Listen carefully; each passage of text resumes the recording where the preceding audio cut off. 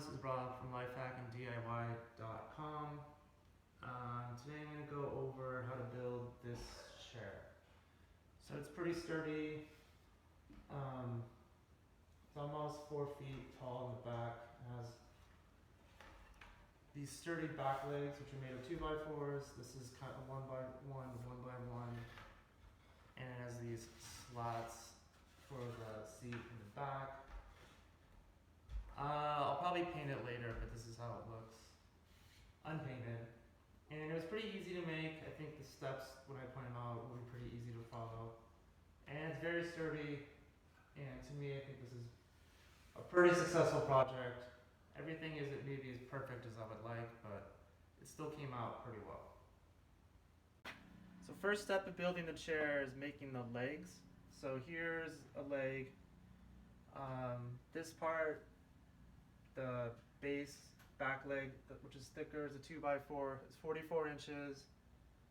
The seat part here to here is 15 inches, and another 3 inches for this part. And up and down the front leg is 19 inches. So you'll obviously want to make one of these for each side. This is how it looks. Put a level here, make sure it's level.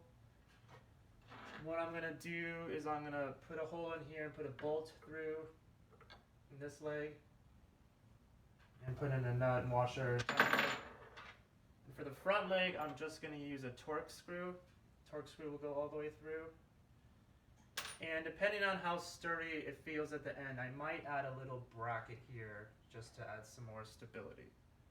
But this is the starting point, so you want one on each side.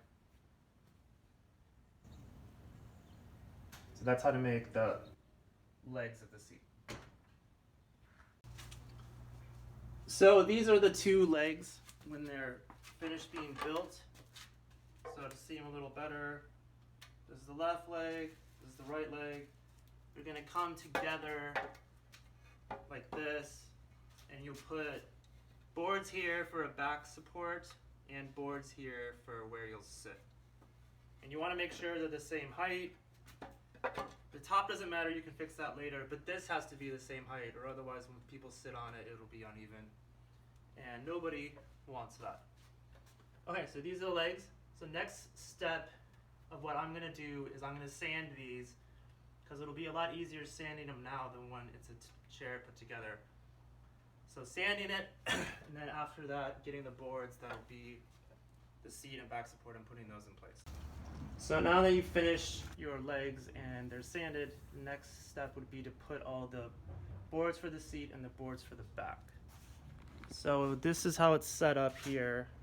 See, this is the legs. And I'm having my seat be 16 inches wide. I measured a seat in my house and that I liked, and that's how wide it is. So basically any width you want. But one thing is, before you put in the first board, you see I have it clamped and everything's really secure, because this board's going to set everything. Because once you set this, it's a lot of work to go back. Say something's off or it's not level, it would be a lot of work to go back. So that's why when you put in the first board, make sure everything's level. You know, I made sure this is level, this board's level, this board's level, everything looks good. Everything looks even to me, or good enough at least. Because once you set this first board, it's going to make everything take precedent, and it's going to be difficult to change it. So this is the type of board I'm using. These are really cheap at the store. It's maybe 2 inches wide and a centimeter in width. Basically, I'll just cut out all these, put them on here, and then sand them before I put them on there, just to make it easier. But that's basically, here's a top view of the chair.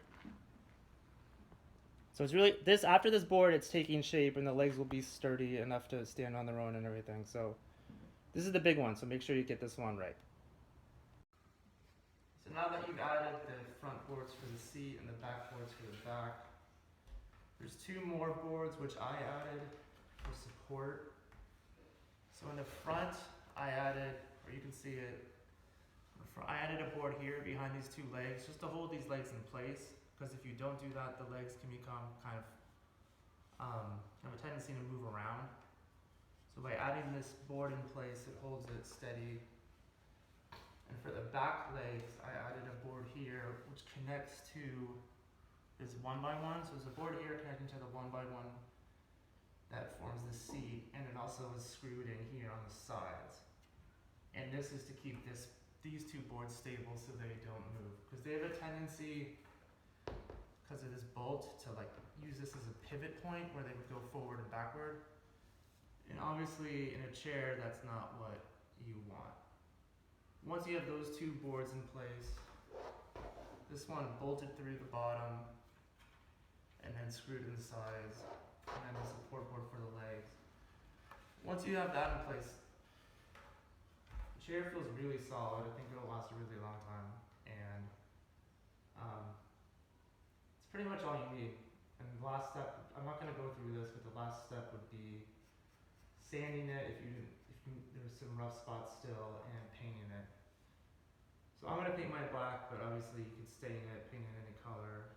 If you stain it, I think it'll look a little weird because there's different types of grain in here. There's probably different species of wood, which is why I'm going to paint mine, but whatever you choose to do, obviously is fine, it's your choice. So that's it. Again, this chair was a pretty easy project, and I think it turned out really well. If you have any questions, email me, and thanks for watching.